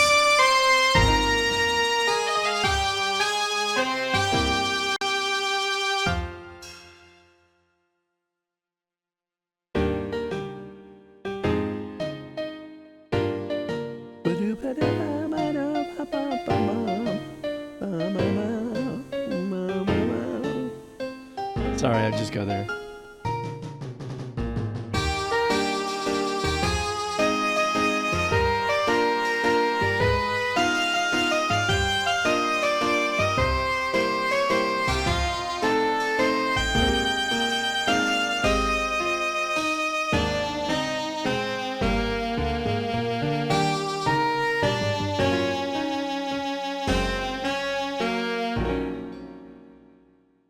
Is that it? Hard Stop. What a great little track. Now I understood it. They're using the same synth waves or whatever of the original track. One of the things that's really fun when I listen to this is that if you don't, for those of you who are not in the music industry, don't play, perform, or know anything about sampling and stuff, if you sample, let's say, something that has a vibrato on one key, let's say middle C, and that's where you set that sample, and the vibrato is da, da. I can't do good vibrato. Da. That's the speed of the vibrato. That if I was to play it and I sample it there, if I don't resample every other note, you know, the next note up with a similar vibrato, what happens is that vibrato speeds up the higher you get. So a lot of that melody, when I was going, it's got kind of that saxophone vibe, then the vibrato would be, you know, really fast. And of course, the sound will cheese down, if you would, and get a little thinner and less defined. However, this track was not about authentically sounding like anything except for the fact that it was a really fun. There's parts of it that reminded me of some older 50s pop hit style kind of stuff, Dean Martin-ish-y, fun, lighthearted kind of a vibe. And also the track kind of gave me kind of, what was the name of that? There was a great show in the 70s.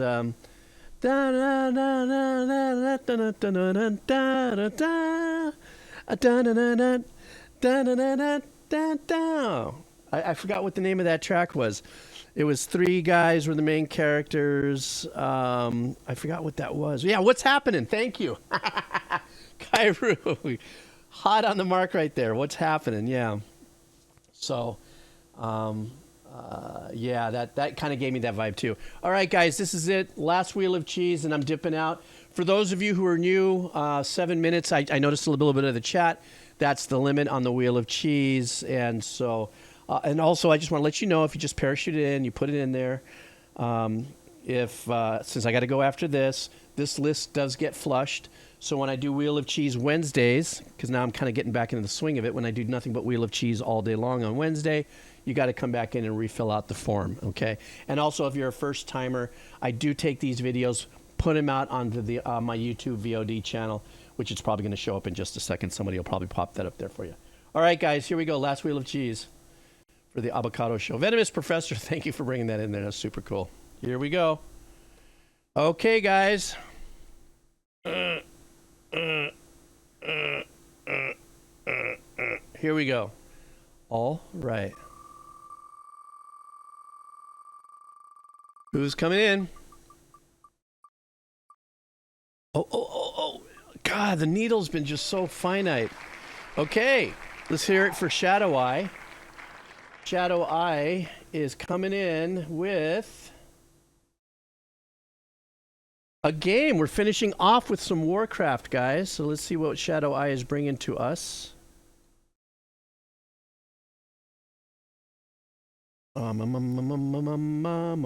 This is called Arrival at Kalimdor. Okay. So we're going to finish off the stream with this here. For those of you, if you don't hang out after this because you didn't do wheelie, thanks for coming out. For those of you hanging out, let's go for it. Let's hear some Warcraft 3. Thank you, Shadow Eye, for your hanging out. And here we go.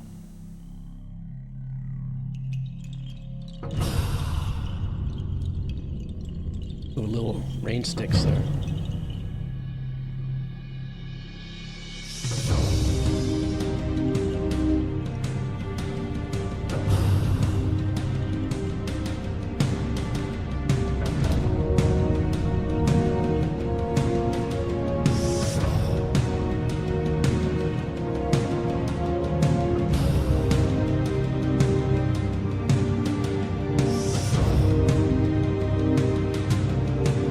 7/8 vibe weirdness to it at times.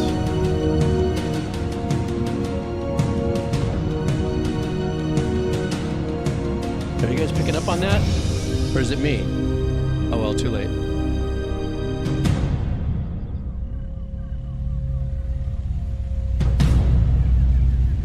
This is so dark and cynical, this vibe.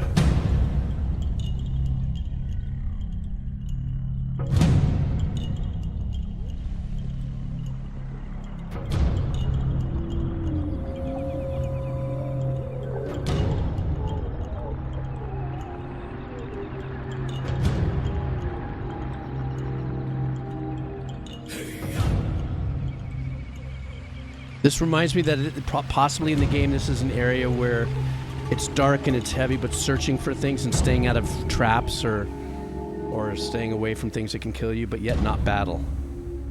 I mean, that's the essence I'm getting from it. Let me know how far off I am from that.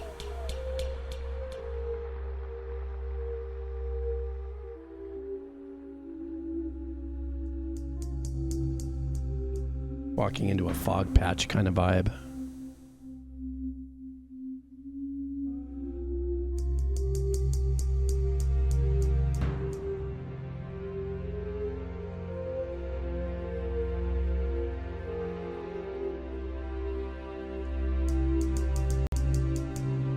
A little hopeful release right there.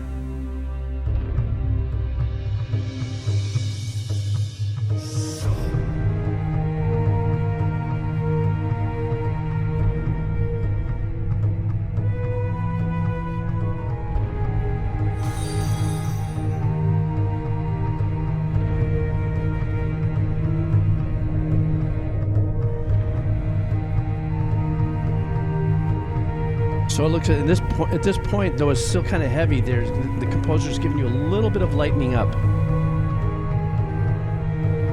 That little Phrygian major third there. Da, da, da, da, da, da.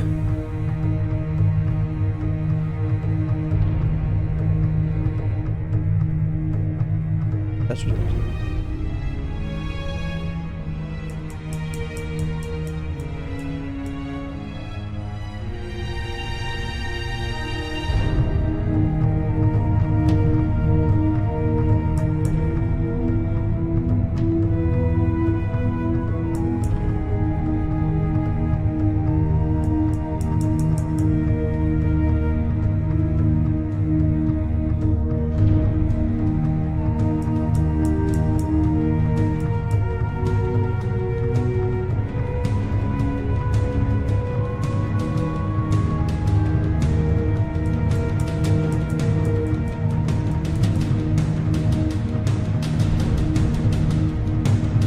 Finishing off with the big end, probably getting like maybe it's a reveal here of something powerful. Kind of what it felt like there. Was that? Yeah, that's it. One last little kaboom. Yeah, that piece of music sounded more journey oriented, not like the band. Like it was more of a background that was kind of more mystical, kind of, because I don't know the game, I don't know what's going on, but the vibe was working yourself through something that could be muddy, sludgy, dark, and heavy. Then there was a period where it felt like maybe you walk into a part of the mystic area that might have some fog around it while you're still working it forward. But then there was a little break in that kind of energy where that's where the composer started giving a little bit of peaceful resolution, let's just say, to the heaviness that started off with. And then at the very end with the timpanis, maybe it's coming over a hill or something, and as the fog or something peels away, there's the next either goal or the next thing to conquer. Something like that. I don't know. But that's what the vibe it gave me. And also it was very subdued. You could still get impacted. The composers can still impact you with heaviness without going as hard and gnarly as some of the more powerful, I think actually the last Warcraft track that we heard was coming at you a lot more powerful and banging at you and stuff, but I'll bet you the energy was matching that compared to this one was a little more like lurking through the woods kind of a vibe. Anyhow, guys, thank you so much for coming in and hanging out. I know this was super early. I got something I got to do. That's why I had to call an audible. I'll be coming back Wednesday for Wheel of Cheese Wednesdays. Obviously, if you're new here, thank you so much for coming out. Check out the VODs on my channel on YouTube. As far as Soma, I'm I don't know if I'll be able to tonight, but randomly I'm just going to come in and play. Whoever can come, I understand because of where I'm at in the world. A lot of people are sleeping or working or whatever. I'm just this little itty bitty spit of dirt in the middle of the Pacific. My time zone's a little wacky for a lot of people.